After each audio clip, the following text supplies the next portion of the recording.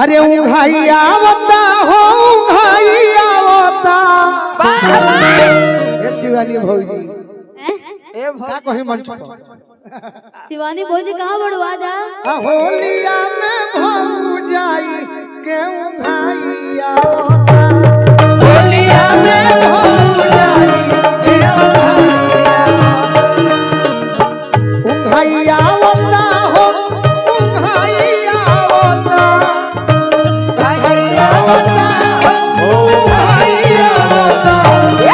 भगुआ में भौजाई के उंघाई आवता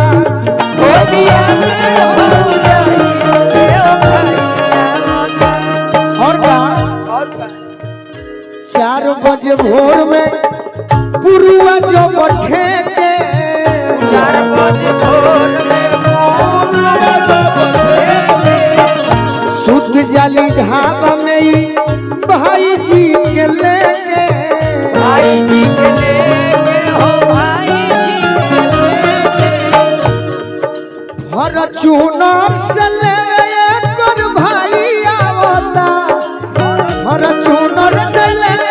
कर भाई आवता भगुआ में भौजाई के भाई आवता होलिया में भौजाई के और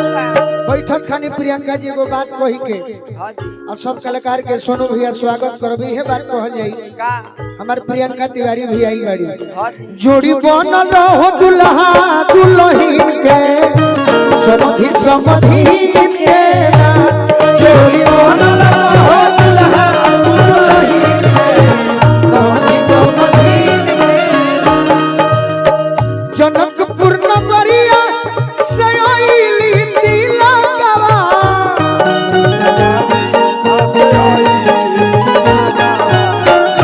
देखे खाती जुटल बारे सौसे इलाकवा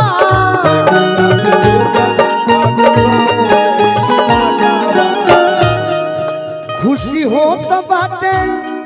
आ सोनू भैया के दुआर यानी गोलू राजा के दुआर खुशी हो तो बाटे देखी ऐसन सीन के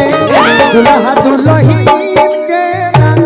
जोड़ी बनल हो दुल्हा दुल्हन